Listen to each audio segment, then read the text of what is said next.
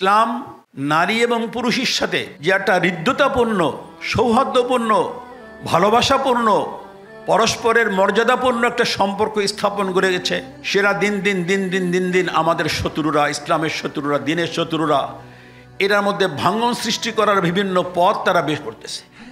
বিভিন্নভাবে একের বিরুদ্ধে আরেকজনকে উস্কে দিচ্ছে। এই উস্কানিতে আমরাও উস্কে যাচ্ছি। ফলে আমাদের সমাজে আজ দিন দিন অশান্তি বাড়তেছে।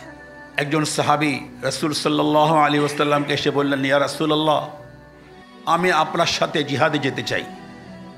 রাসূল সাল্লাল্লাহু আলাইহি ওয়াসাল্লাম বললেন, তোমার মা বেঁচে আছেন? বলেন, জি আছে।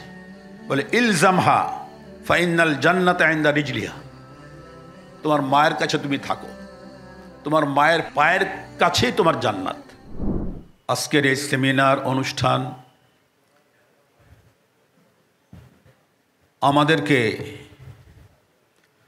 1450 বছর আগে প্রিয় নবী সাল্লাল্লাহু আলাইহি ওয়াসাল্লাম তখনকার সময় বা তার পূর্ব থেকে চলে আসা যে বদ রসমগুলো, কুপ্রথাগুলো প্রচলিত ছিল, সমাজের মধ্যে যেই অবক্ষয় ছিল, সেই অবক্ষয় রোধের জন্য 1450 বছর আগে প্রিয় নবীর সাল্লাল্লাহু আলাইহি ওয়াসাল্লাম ব্যবস্থা দিয়ে গিয়েছেন। আল্লাহ তাআলা কালামে পাকের মধ্যে তার সমাধান পেশ করে দিয়েছেন এবং নবী করিম সাল্লাল্লাহু আলাইহি ওয়াসাল্লামের যুগে এবং পরবর্তী আরও অনেক দিন পর্যন্ত বিশেষ করে মুসলিম সমাজ তার সুফল দেখেছে, ভোগ করেছে।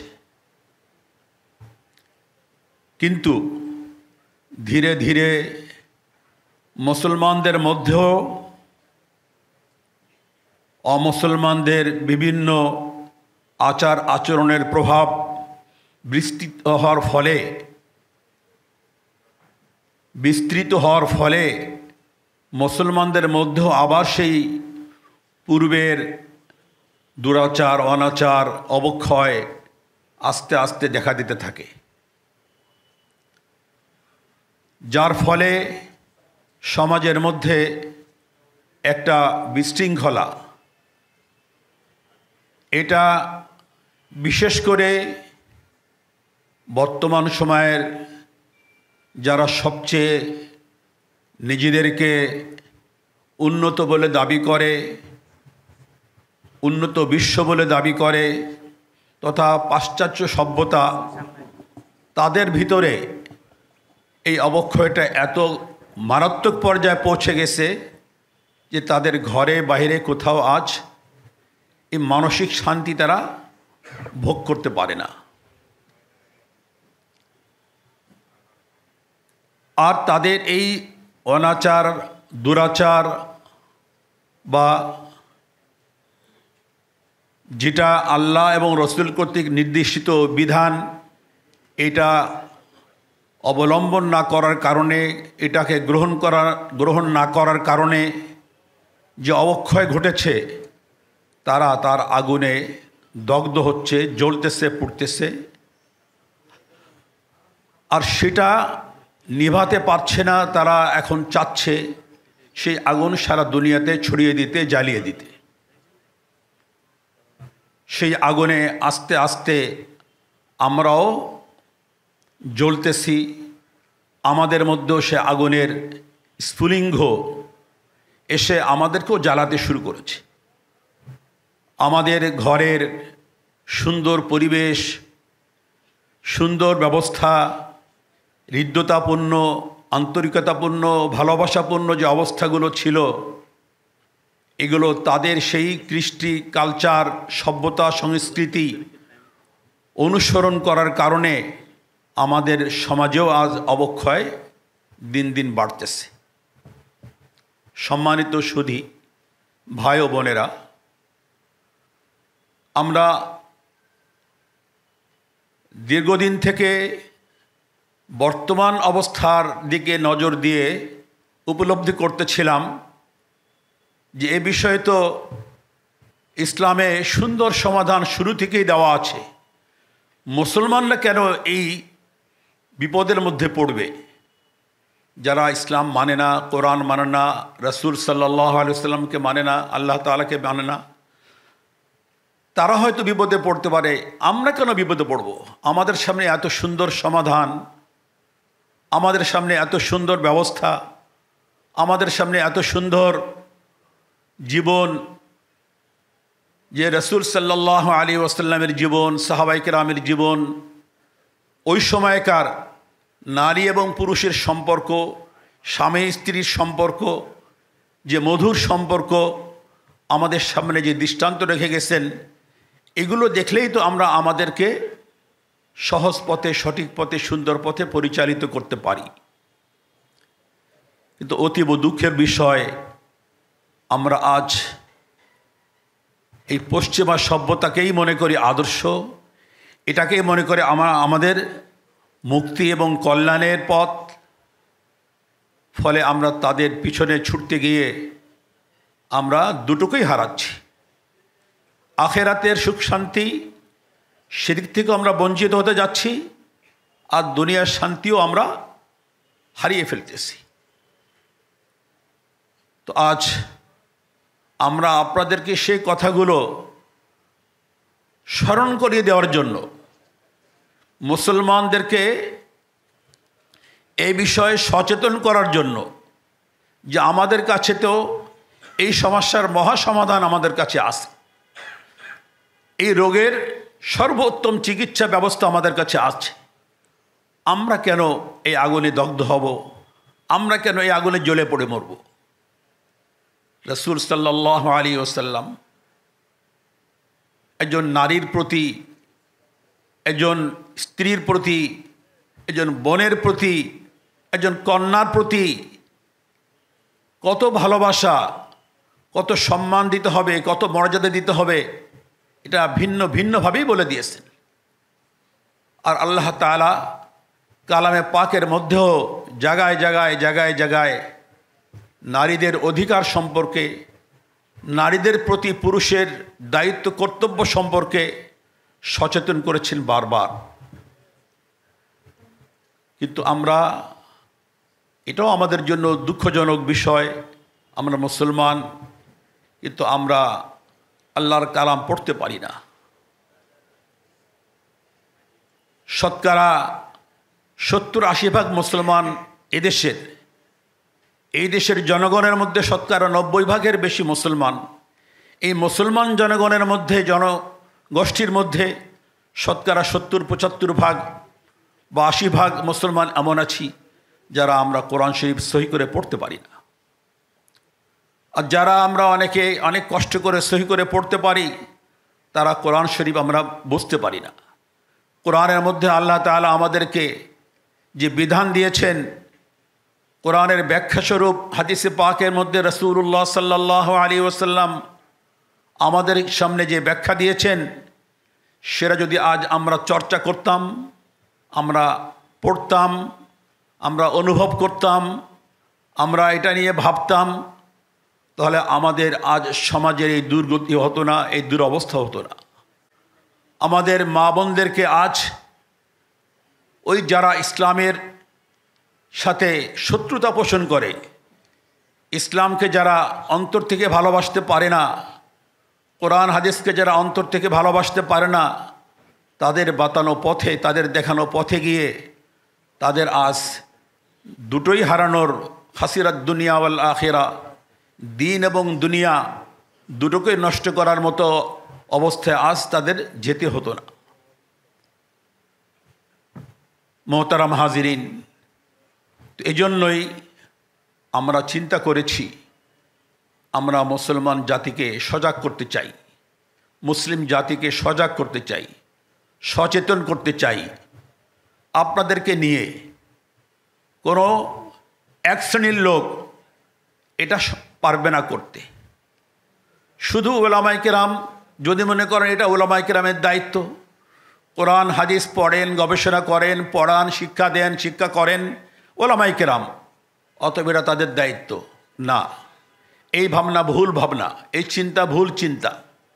এটা আলেম ওলামা এবং সর্বস্তরের মুসলমানের দায়িত্ব, প্রত্যেক শ্রেণী পেশার মানুষের দায়িত্ব যে আমরা এই ব্যাপারে নিজেরা জ্ঞান অর্জন করব, সচেতন হব এবং সমাজের সর্বস্তরে আমরা এই জ্ঞান ছড়িয়ে দেব, তাদের মধ্যে সচেতনতা সৃষ্টি করার জন্য ব্যবস্থা গ্রহণ করব।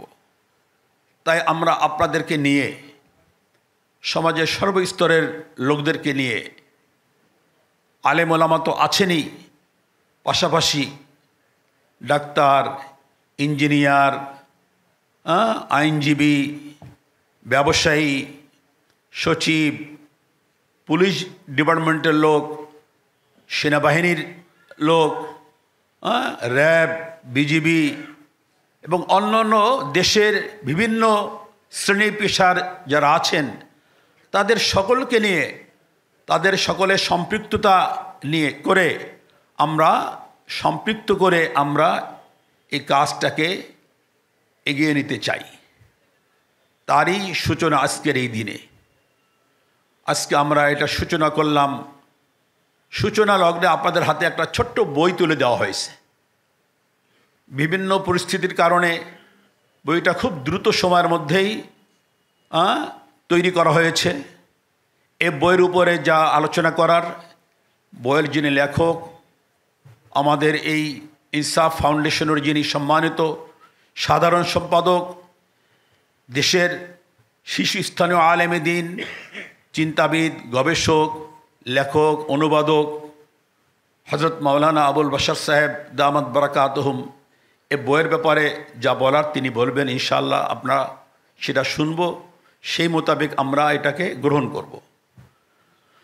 আমি শুধু একটুকু বলবো যে এই বইটার মধ্যে মোটামুটি আমাদের সামনে একটা ধারণা চলে আসছে যে ইসলাম নারী এবং পুরুষের সাথে যে একটা হৃদ্যতাপূর্ণ, সৌহার্দ্যপূর্ণ, ভালোবাসাপূর্ণ, পরস্পরের মর্যাদাপূর্ণ একটা সম্পর্ক স্থাপন করে গেছে এবং এটাকে দাঁড় করিয়ে দিয়ে গেছে।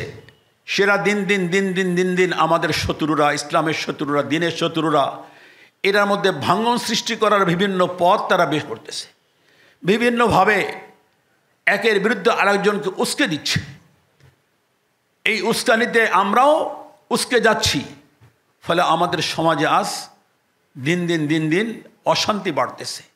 স্বামী স্ত্রীকে বিশ্বাস পায় না, স্ত্রী স্বামীকে বিশ্বাস পায় না, মা বাবা প্রতি আজ মেয়েরা আস্থা রাখতে পারে না, বোনেরা ভাইদের প্রতি আস্থা রাখতে পারে না, ভাইয়েরা বোনদেরকে বরদাস্ত করতে পারে না। এরকম বহু ঘটনা আমাদের কাছে, আপনাদের কাছে আসে। অথচ রাসূল সাল্লাল্লাহু আলাইহি ওয়াসাল্লামের প্রত্যেকটার উপরে ভিন্ন ভিন্নভাবে বলে গেছেন। এক হাদিসের মধ্যে আসছে, একজন সাহাবী রাসূল সাল্লাল্লাহু আলাইহি ওয়াসাল্লামকে এসে বললেন, ইয়া রাসূলুল্লাহ, আমি আপনার সাথে জিহাদে যেতে চাই। রাসূল সাল্লাল্লাহু আলাইহি ওয়াসাল্লাম বললেন, তোমার মা বেঁচে আছেন? বলেন, জি আছে। বলে, ইলজামহা ফাইনাল জান্নাতা ইনদা রিজলিহা, তোমার মায়ের কাছে তুমি থাকো, তোমার মায়ের পায়ের কাছেই তোমার জান্নাত। রাসূলের সঙ্গে জিহাদে যাবেন ওই ব্যক্তিকে তার মায়ের প্রয়োজন বুঝে তিনি বললেন যে তুমি তোমার মায়ের কাছে থাকো, ফাইনাল জান্নাতা ইনদা রিজলিহা, জান্নাত তোমার মায়ের পায়ের কাছে। এই বিষয়ে আরেকটি হাদিস আছে যেটা আমরা সাধারণত বাংলায় অনুবাদ বলে থাকি যে মায়ের পায়ের নিচে জান্নাত, ইন্নাল জান্নাতা তাহতা আকদামিল উম্মাহাত। এটাও হাদিসে আছে, কিন্তু হাদিসের সূত্রটা দুর্বল, এই জন্য মূল হাদিস হিসেবে আমি ওটাকে উল্লেখ করলাম না। যেটা পরবর্তীতে উল্লেখ করলাম, এই হাদিসকে সম্পর্কে মুহাদ্দিসিন কেরাম বলেছেন এটা সহিহ হাদিস, কেউ হাসান, কেউ সহিও বলেছেন। তো মায়ের মর্যাদা এখানে রাসূল সাল্লাল্লাহু আলাইহি ওয়াসাল্লাম আমাদেরকে জানিয়ে দিলেন যে একজন সন্তানের জান্নাত তার মায়ের পায়ের কাছে। তাহলে মায়ের মর্যাদা কত বেশি! এক হাদিসের মধ্যে আসছে রাসূলুল্লাহ সাল্লাল্লাহু আলাইহি ওয়াসাল্লাম বলেন, মান কানা লাহু সালাসু বানাতিন ও সালাসু আখাওয়াতিন, যার 3টা কন্যা সন্তান থাকবে অথবা যেই ব্যক্তির 3টা বোন থাকবে, ও ইবনাতানে ও উখতাতানে, অথবা যার 2টা কন্যা সন্তান থাকবে অথবা 2জন বোন থাকবে, ফাআহসানা সুহবাতাহুন্না ওয়াত্তাকাল্লাহা ফিহিন্না ফালাহুল জান্নাহ। তো এই কন্যা সন্তান এবং বোনদের সাথে ওই কন্যা সন্তানের পিতা এবং বোনদের সাথে তার ভাইয়েরা ভালো আচরণ করবে, ভালো ব্যবহার করবে এবং আল্লাহকে ভয় করে চলবে। তাদের ক্ষেত্রে কখনোই অন্যায় করবে না, অবিচার করবে না, খারাপ জানবে না। তাহলে এই ব্যক্তিদের জন্য, এরকম ভাইয়ের জন্য, এইরকম বাবার জন্য জান্নাতের ফয়সালা। এক হাদিসের মধ্যে আসছে, যদি কোনো ব্যক্তির একটি কন্যা সন্তান জন্ম নেয় এবং আরবদের ওই সময়ের যে কুপ্রথা ছিল জীবন্ত কবরস্থ করা, দাফন করা, ফালাম ইয়াইদহা, তাকে জীবন্ত কবরস্থ করে না, ওয়ালাম ইউহিনহা, তাকে অবজ্ঞাও করে না, ওয়ালাম ইউসির ওয়ালাদাহু আলাইহা। দেখেন কত স্পষ্ট কথা, ওয়ালাম ইউসির ওয়ালাদাহু আলাইহা। এবং ওই কন্যা সন্তানের উপরে পুত্র সন্তানকে প্রাধান্যও দেয় না। অনেক সময় কন্যা সন্তান হলে মনটা খারাপ লাগে, পুত্র সন্তান হলে মনটা ভালো লাগে কোনো কোনো মা বাবার। রাসূল সাল্লাল্লাহু আলাইহি ওয়াসাল্লাম বলতেছেন যে কন্যা সন্তান হওয়ার পরে তাকে জীবন্ত কবরও দেয় না, তাকে অবজ্ঞাও করে না, এবং কোনো পুত্র সন্তানকে ওই কন্যা সন্তানের উপরে প্রাধান্যও দেয় না। এইরকম যেই মা বাবা করবে, আদখালাহুল্লাহু বিহাল জান্নাহ, ওই কন্যা সন্তানের ওসিলায় আল্লাহ তাকে জান্নাত দান করবেন। রাহু আহমদ, মুসনাদে আহমদের মধ্যে ইমামে আহমদ রহমতুল্লাহ আলাইহির বর্ণিত হাদিস, এবং এই হাদিসটিকেও সহি উল্লেখ করা হয়েছে। তো সুতরাং এখানে রাসূল সাল্লাল্লাহু আলাইহি ওয়াসাল্লাম বোনের মর্যাদা, কন্যার মর্যাদা পৃথক পৃথকভাবে বলে দিয়েছেন। আমি বিস্তারিত আলোচনা করার মতো এখানে সময় নেই, আর করবো না।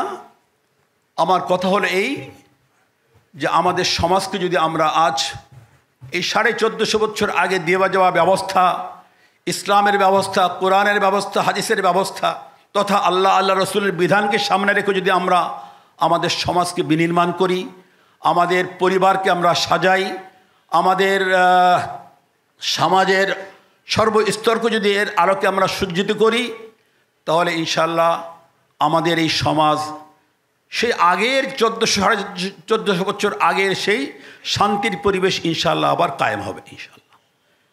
এই জন্য আমি আপনাদের সকলকে আবারও ধন্যবাদ জানাই। আপনারা প্রত্যেকেই এখানে যারা এসেছেন অত্যন্ত গণ্যমান্য ব্যক্তি, সবাই প্রত্যেকের অনেক বড় বড় দায়িত্ব, অনেক বড় বড় কাজ, অনেক ব্যস্ততা, সব কিছুকে ফেলে আপনারা আজকের এই অনুষ্ঠানে এসেছেন। আমাদের এই একটা শুভ কাজের সূচনা লগ্নে আমাদেরকে আপনারা সহায়তা দেওয়ার জন্য এবং পরবর্তী সময় আমাদের সঙ্গে থাকবেন বলে আমরা আশা করি। এই উদ্দেশ্যে আপনারা আমাদের সঙ্গে একত্রিত হয়েছেন। আপনাদের সকলের মঙ্গল কামনা করি। আল্লাহ তাআলা আপনাদের সকলকে, আমাদের সকলকে আল্লাহ তাআলা কবুল করেন। আমাদের যে উদ্যোগ, আমাদের যে লক্ষ্য এবং উদ্দেশ্য, আল্লাহ তাআলা যেন এই লক্ষ্য এবং উদ্দেশ্যকে সঠিকভাবে ইখলাসের সাথে দ্রুতভাবে বাস্তবায়ন করার তৌফিক দান করেন। আমিন। ওয়া আখিরু দাওয়ানা আলহামদুলিল্লাহি রাব্বিল আলামিন। আসসালামু আলাইকুম ওয়া রাহমাতুল্লাহি ওয়া বারাকাতুহু। আসসালামু আলাইকুম ওয়া রাহমাতুল্লাহ।